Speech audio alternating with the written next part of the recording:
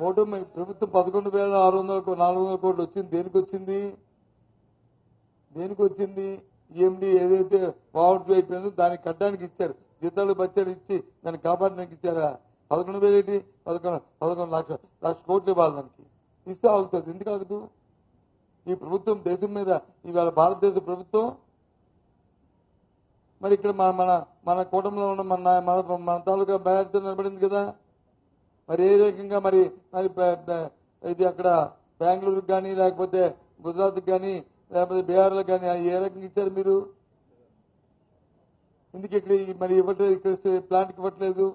మరి ఆ ప్లాంట్లకు ఎందుకు ఇచ్చారు అంటే ఇక్కడ నాయకులకు వచ్చి రాష్ట్రం తాలూకా అభివృద్ధి పట్ల రాష్ట్రంలో ఉన్న పరిశ్రమ పట్ల కాకుండా సొంత ప్రయోజనాల కోసం ఆలోచన చేస్తున్నారు. కాబట్టే ఇవి జరుగుతున్నాయి.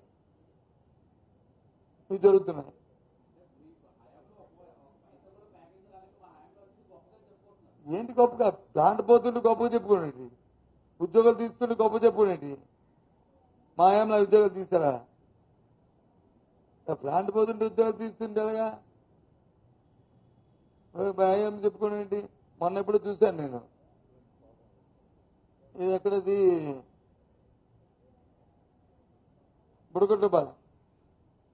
చంద్రబాబు నాయుడు గారు మత్స్యకార భరోసా ఏదో ఇవ్వడానికి వచ్చు. అక్కడ రామ్మోహన్ నాయుడు గారు చంద్రబాబు నాయుడు గారు ఈ పోర్టులన్నీ మేమే కడుతున్నాం అని చెప్పారు. రామ్మోహన్ గారు ఇంకొక అడుగు ముందుకేశారు పాపం. కేంద్రమంత్రి గారు మా స్నేహితుడు, వాళ్ళ నాన్నగారు చాలా మంచి స్నేహితులు నాకు. ఆయన ముందుకే వేశారు. వేసి ఏకంగా మూలపేట పోర్టుని మేమే కడుతున్నాం అని చెప్పారు. మూలపేట పోర్టు వచ్చి అబద్ధ ప్రభుత్వ హయాంలో వచ్చి దానికి ఫౌండేషన్ వేశారు.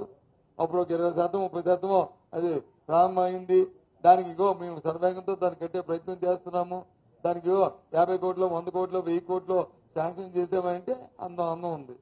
ఆ పోర్టే మేము కడుతున్నాం అంటారు. ఏంటిది